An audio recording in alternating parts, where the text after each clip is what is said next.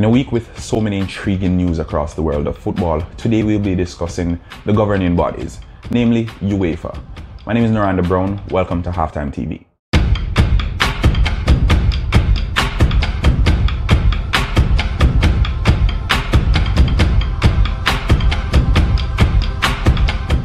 Before we begin, let me say thank you to our sponsors, Quicklink Shipping. Follow them on Instagram at Quicklink Shipping or email them at quickshipping@gmail.com. RS Sports Store, RS Sports Store, get in the game. Follow them on Instagram at RS Sports Store. For all your sporting apparel, reach out to RS Sports Store. CSA Shop, located in the heart of Mandeville. CSA Shop, be free, be confident. Follow them on Instagram at CSA Shop or email them at csashop@aol.com. Earlier in the week, news broke out about the European Super League. What exactly did we know about the Super League?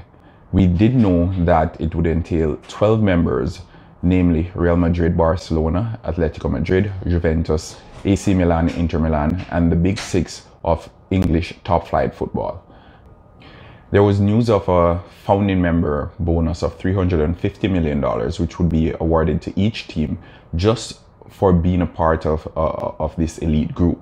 There was also news that the winner of this Super League would be rewarded as well with $500 million at the end of the competition.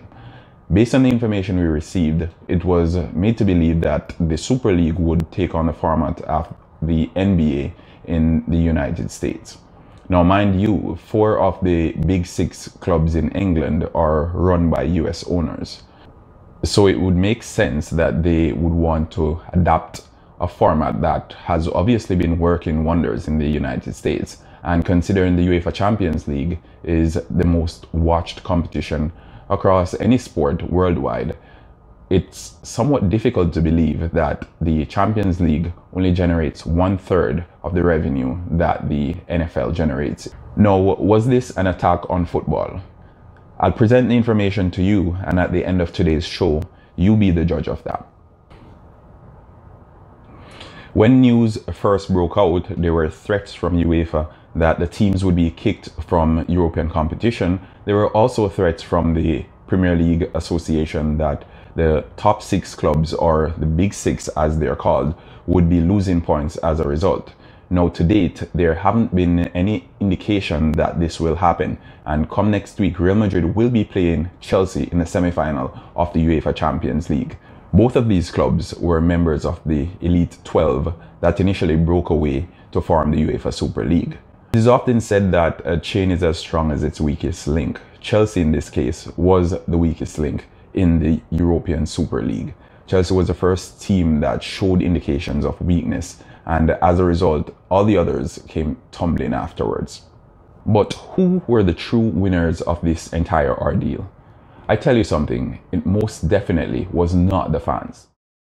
Winner number 1, Sky Sports. It was the most vocal I've seen them in many years, and they were posting up to 15 or 16 times daily. Gary Neville and Jamie Carragher, former Liverpool and Manchester United players, were extremely passionate about the topic. Let's save football. That was the narrative they ran with. Fans, totally blindsided and brainwashed, were of the opinion that they were saving football. In the end, Sky Sports signed a broadcasting right to air the Premier League for the next few years. Had the Super League gone through, then they would have lost billions of dollars. And as a result, I saw Sky Sports protecting their interest at all costs. And it would be very, very good to see that same energy reallocated to other social aspects of football. For example, racism. Winner number 2. The not so Big 6. Now, the remaining 14 clubs in the English Premier League, they stood to lose a lot had these Big 6 clubs stepped away from the English Premier League or the Champions League structure. Now, having said that, the structure has remained the same, and what this means is the broadcasting that is equally distributed throughout all the clubs in England will remain the same, thus meaning the remaining 14 clubs in the English Premier League are now safe, and their cut of the pie is safe, at least for now. Winner number 3, UEFA. Now, having created a narrative that this was an attack on football, they got the fans on their side. Now, mind you, the fans are the ones who keep these multi-billion-dollar clubs afloat.